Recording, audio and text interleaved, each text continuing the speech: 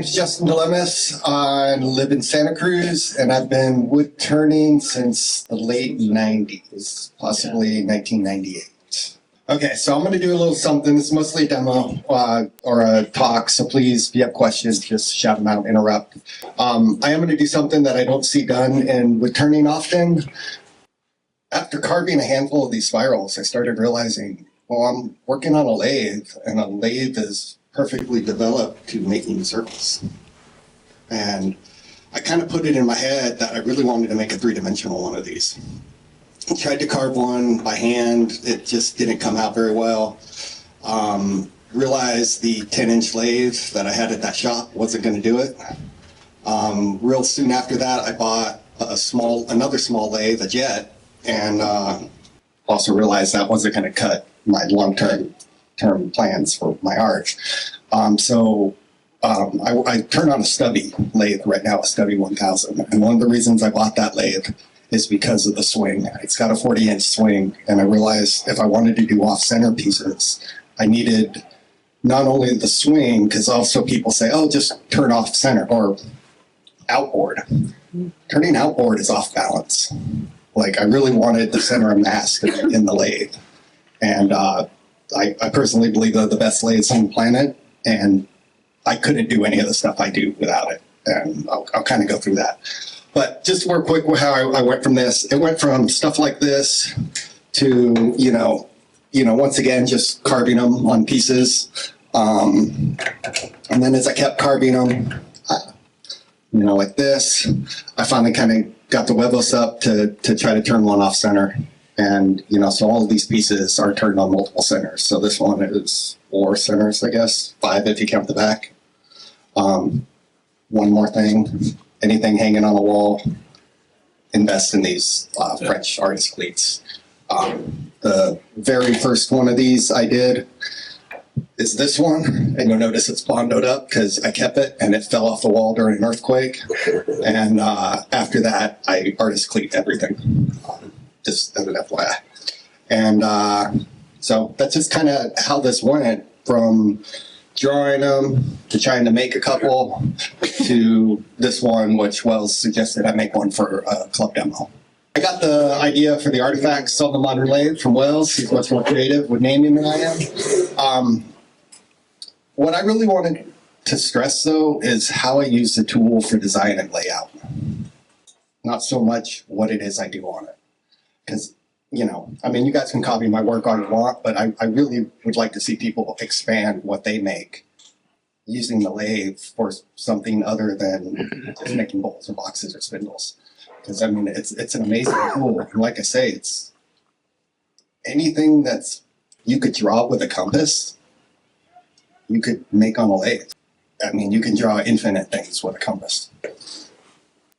Okay, so this is kind of my artifact series, and I'll just talk a little bit about what I believe makes a piece feel like an artifact. And this is one of my very early pieces up on the thing before I started doing too much carving. But I also do some lapidary work, and I really wanted to figure out how to, incorporate some stone pieces to it. And, I have a little bit of metal lathe experience too, and so a lot of my early pieces incorporated metal, wood, and stone. And I still try to do that. I just don't have access to a machine shop anymore, so my metal capabilities have gone down a little. This is one of the first pieces where I used fire as a design element. Sorry for the bad picture. I don't have an original picture of it. It's in someone else's collection right now. But it weighs about 80 pounds, also has an artist cleat on it, and like I said, it was one of the very first pieces that I burned. This is my first carving attempt at one of the spirals, and actually the Celtic key pattern.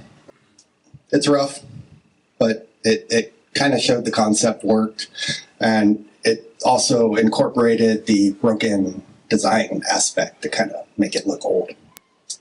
This is my first attempt at the actual three-dimensional spiral. I thought it came out pretty good. That's just another version where I did the complete pattern. That one right there. Did you dye that one too, or? Yeah, most of them, if they have black, is India ink. I use it just because it's real easy to apply. It sands off easy. So India ink? India ink. It's basically charcoal and water. People have been using it forever. It's just, it's black carbon, so I mean, it's black as black. And then it's just the ease. It's kind of messy, but you can just sand it off, and it doesn't soak into the wood. It's very much a surface coating. I do usually put whatever my finish is over it. Gives a little shine, unless I really want a matte finish, and then sometimes I won't do that. That piece, copper, walnut, lapis. It's came out good. Another one. This is one, I just comment on the broken pattern. The goal is to make something that looks like an artifact. The broken pattern helps, but it also means I don't have to do the math and the design to make the pattern line up. I can just draw it, stick it on, and it goes. Like, actually making it connect is really hard. Or not really hard, but it just takes a lot more effort. I will say, these don't sell well for me. The public doesn't really get it. I've had multiple people come up and go, wow, that would be way cooler if the pattern went around. And there's usually someone standing at my studio at the same time going, yeah, they don't get it. But, this is one of the last pieces I did. I had access to a laser cutter for a while and did this one's all laser cut. It is burned or turned, burned, and then the laser burned the design in it. But I burned the crack and all the other parts. Okay, so what does it take to make an artifact? This is just my opinion on this. I think there's probably a billion ways to make something look like an artifact. But for me, I feel like ancient design. I mean, I tend to do Celtic stuff, but you could do Greek step patterns, hieroglyphics, Mayan pieces, just little circles. I saw another artist do petroglyphs. Wow. There's a guy who does kind of North Native American carvings. They very much look like artifacts to me. Like I say, I like spirals, knots, key patterns.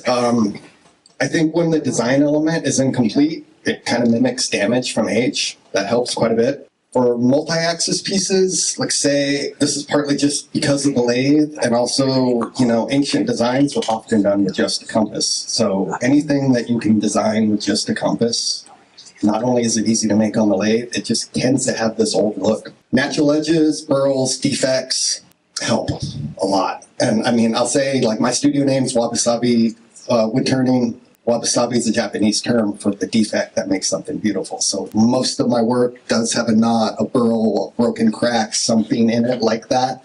But I think it really helps with the artifact deal. And then fire, burning the edges, breaking it, making it look distressed. Anything that helps kind of make it look like it, was old or got dug up, I think helps quite a bit too. So before I get into how I actually made this piece, I kind of have to talk about a couple things. One of them is indexing. A lot of my work is heavily uses indexing. And if you don't know what indexing is, it's basically, it's a device that fits on your lathe or came with your lathe that you put this thing and it locks the spindle. And so my lathe actually has a built-in indexing system, but I forgot it's 24 different holes.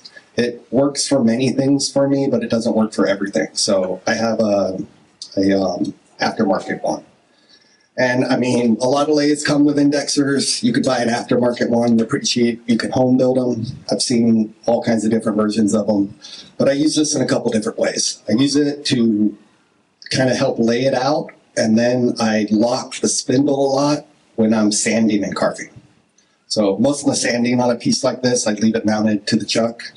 And being able to lock it so that I can sand on it and carve on it helps a lot. Okay, so like I say, I use this mostly to draw rays. They're basically just radiuses or diameters. It's a way to break up as a design element. And then as I mentioned, I also use it to lock the lathe so I can lock the spindle so I can use it. I will mention if you're gonna try to draw rays using a lathe, most of our tool rests are curved. I clamp a piece of wood to it on the flat part. I mean, you can draw rays by hand too. I just get better results using this.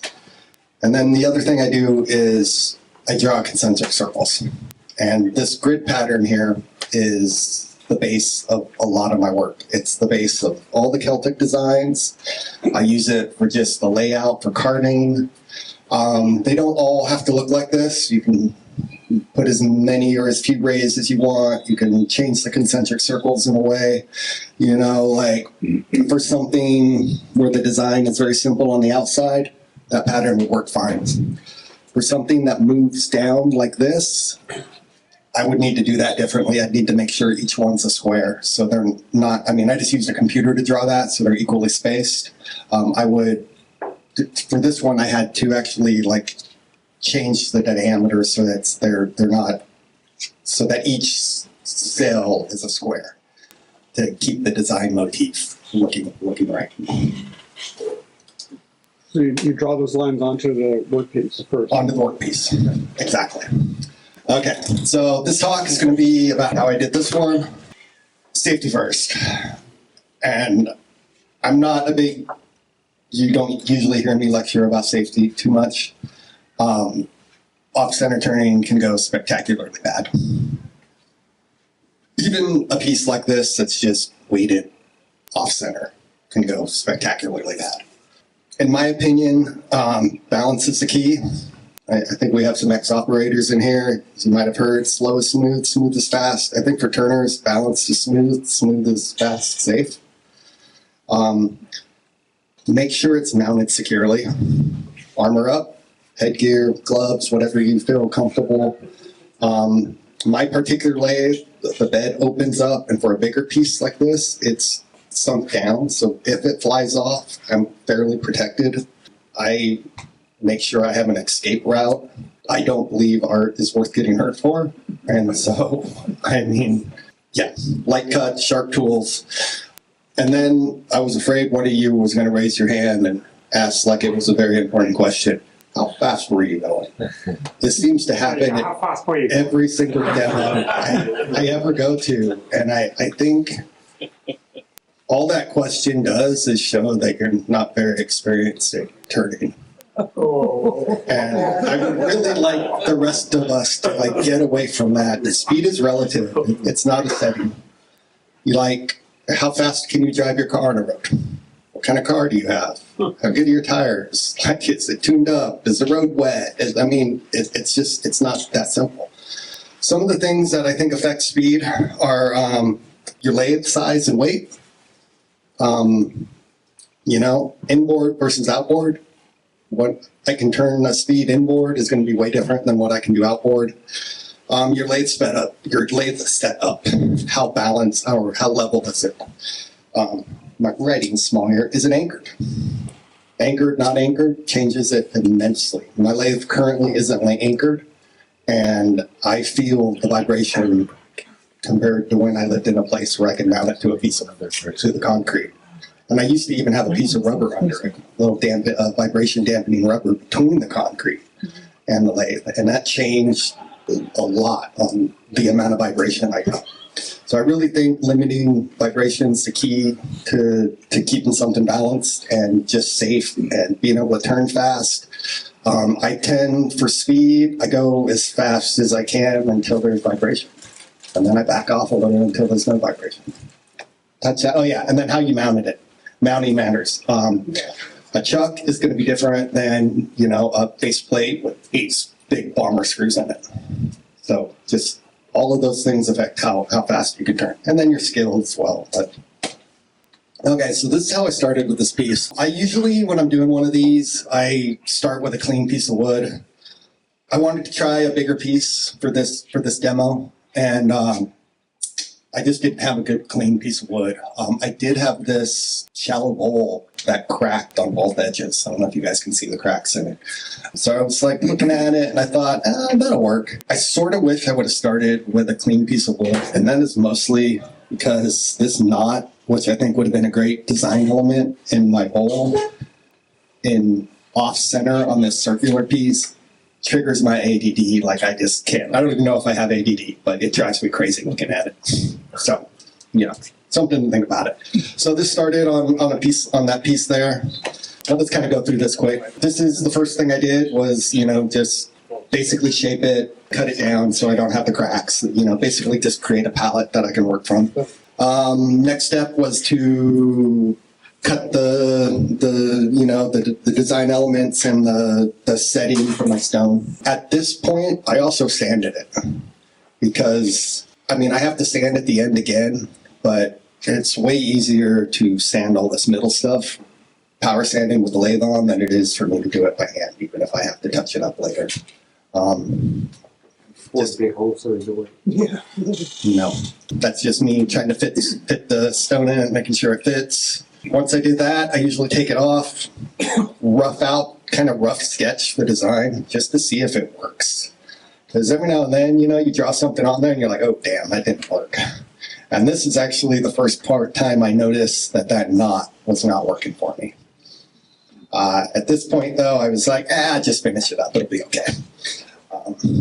So from there, I throw it back on the lathe.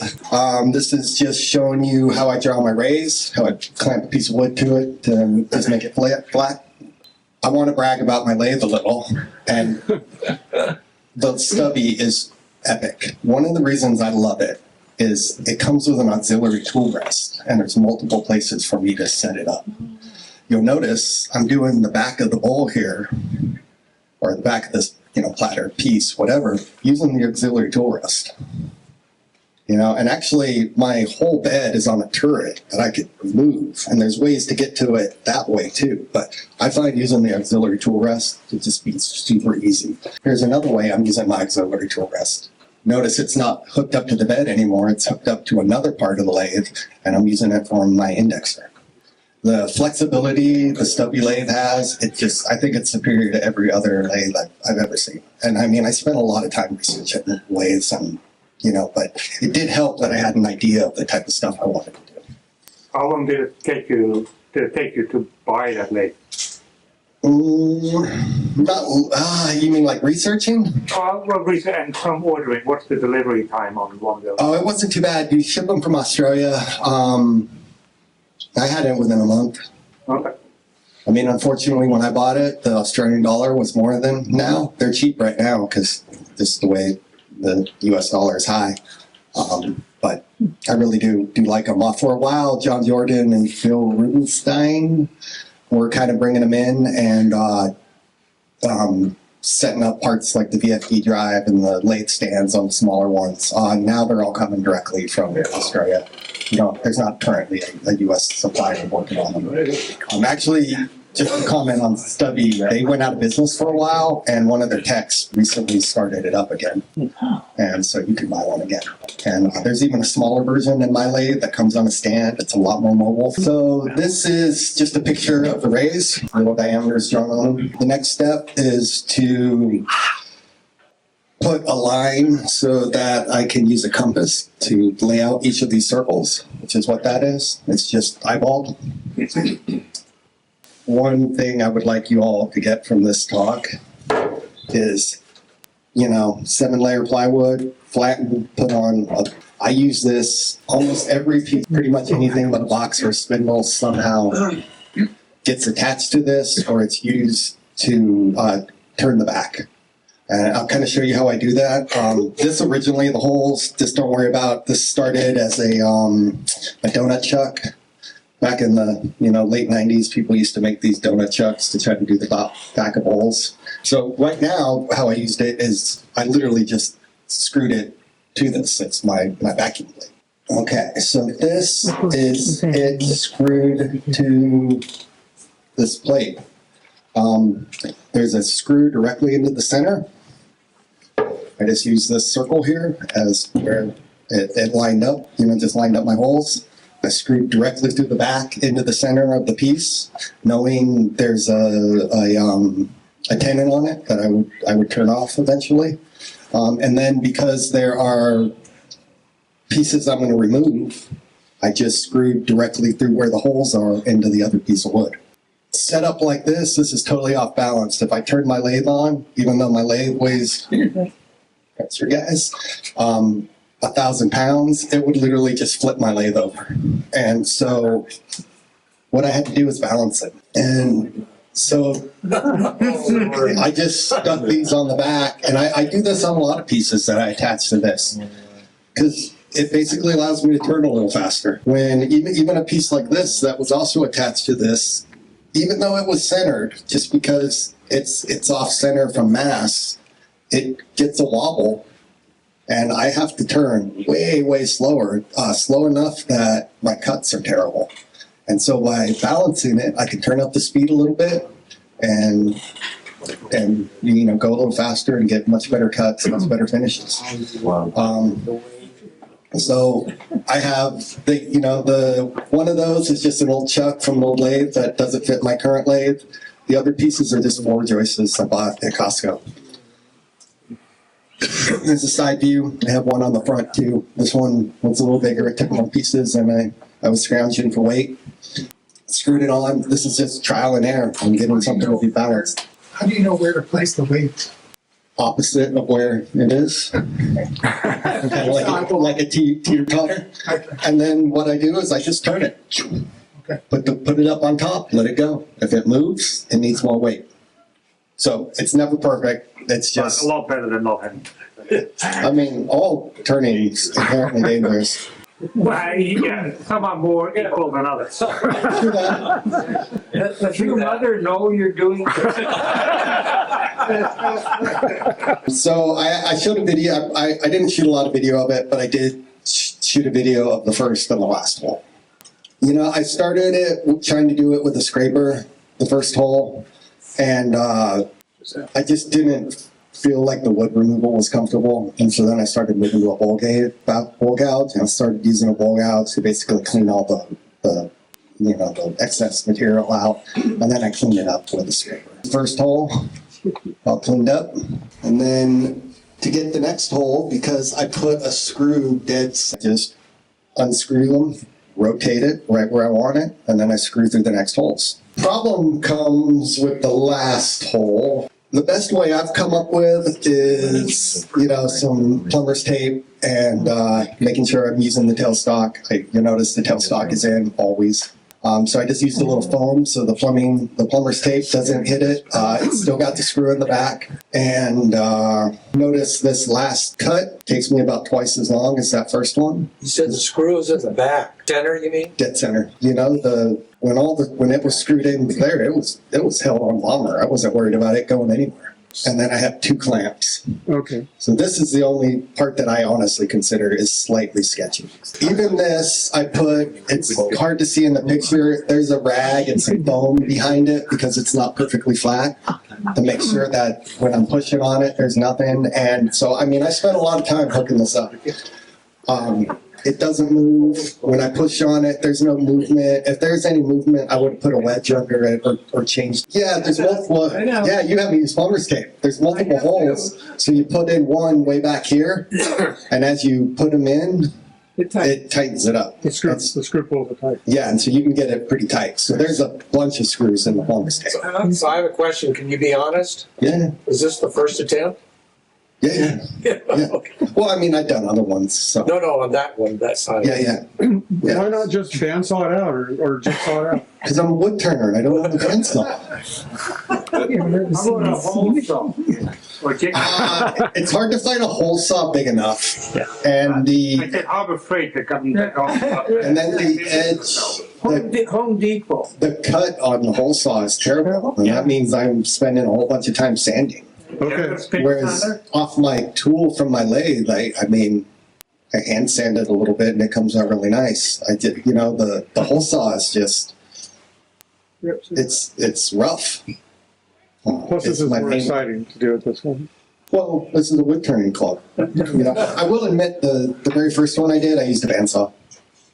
But you said you didn't have one. I no longer own a bandsaw. I just don't have space. I've moved a couple times and space is limited. This did need a bandsaw though. And, I'll get to that later. Here's the last hole getting cut. I think there's 2 videos of this. Did you remove some of the weights as the thing got lighter? Yes, I had to. About the hole before this, like every time I did it, I would see if the weight was good, if it was still good. I was. The hole before this, I had to pull one off, and then I had to pull one off for this as well. Exactly. Can you hold up your fingers? You know, Need to show it. I was kind of cracking up at your guys' little email thing lately about chainsaw accidents. Like, I've never even gotten close to having a chainsaw accident or a lathe accident. To be honest, I put a lot of effort into the planning and the safety part at the beginning so that it just doesn't happen. I mean, I've had some pieces explode, but maybe a few pieces come off the chuck when I first started. But I don't know. I think particularly chainsaw accidents are avoidable unless you're an arborist planting trees. Well, I mean, to do something like this, I think it's imperative that you have the controls on this side of the workpiece. Oh yes, definitely. A lot of lathes don't have remote controls, right? You have to go to the headstock to turn it off, change the speed. True that. You know, you would not want to step in front of that thing ever. Didn't even think of that. And yeah, you're right. I don't. And because it also goes between my lathe, I have my garage door open behind me. So like if it goes bad, I'm like, out the door. This one was a little sketchier than the first hole. I cleaned almost all of it up with, or made most of it with the hole gouge with the tailstock engaged. And, you know, because that just gives it a little more support, not a whole lot, but a little. And then once I popped through, I cleaned it up with a scraper. And so this is real time. I don't know, maybe took me 5 minutes to cut this hole. How fast was it turning? Fast enough to be scary.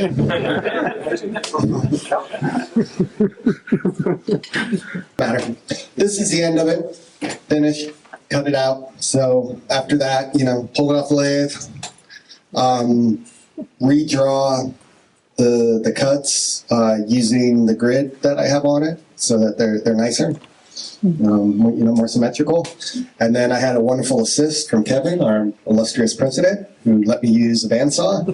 And I have to say, as someone who used to use a bandsaw almost every day and hasn't used one in about 10 years, the bandsaw is way scarier than the off-center. At no time when I was turning this did I feel like I was going to lose a finger or hurt myself in any way. Bandsaws are scary. So after that, I throw it back on the lathe. Forgot what you call that, a rasp, to basically do the shaping. From there, I sand it all on the lathe.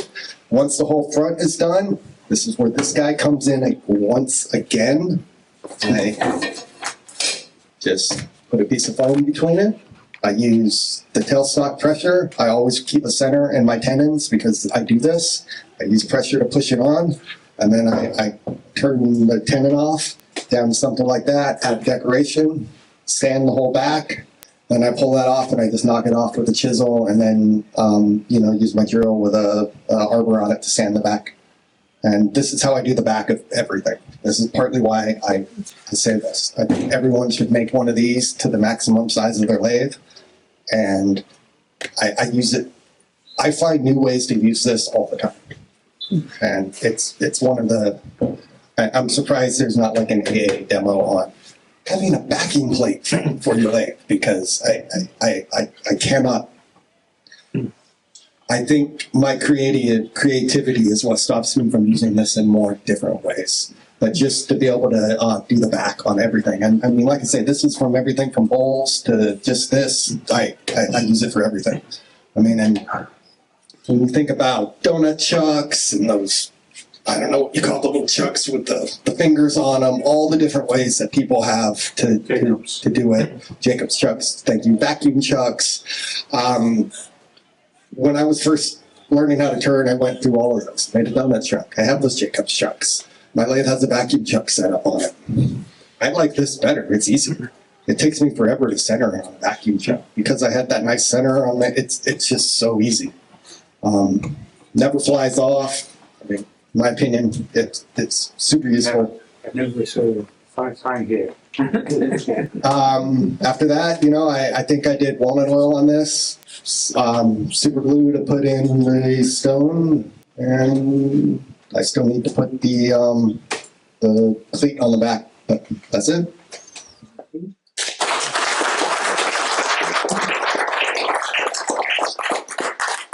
Questions, concerns, comments? Yay?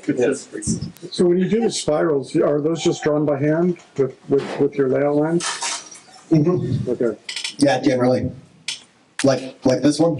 How do you cut the spiral? Is that just A Dremel. I go between like a Fordham tool and hand chisels. For almost everything. I kind of rough everything out with a Fordham, and then I clean it up with hand chisels. I think if I was better with hand chisels, I would probably just use those because I like the finish and the quality of how it comes out. But I'm still working on getting them good. And it's just hard for me to clean it up sometimes. But definitely the lines are all just drawn with a straight edge. And then I use a real small, like round burr for my Fordham tool. And then I move up in hand chisels, like a V-Gals or. So what's a Fordham tool?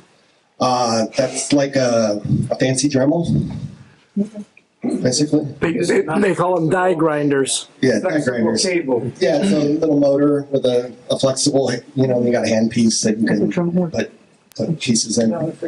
Yeah. They're kind of mid-speed. There's also like the more dental grinders that spin at like 100,000 RPMs. Those actually leave a way better finish, and I kind of wanted to get one, but I have the Fordham, and I just kind of use what I have. What's up, Larry? I have, in addition to the Dremel, which I rarely ever use, I have the NSK Presto, which turns at 380,000 RPMs, and you can pierce and do all kinds of fancy stuff. But in between, I have a die grinder, which is also air, and I can adjust the air coming in to turn it up there and turn it down, and it works far better than the Dremel, and sometimes far better than the Presto, because it uses 1/8" bits instead of the 16th, so I can do more. How big is your compressor? Yeah. How big is my compressor? For the air die grinder. Thanks for the opportunity. That's CNA. Justin, thank you so much.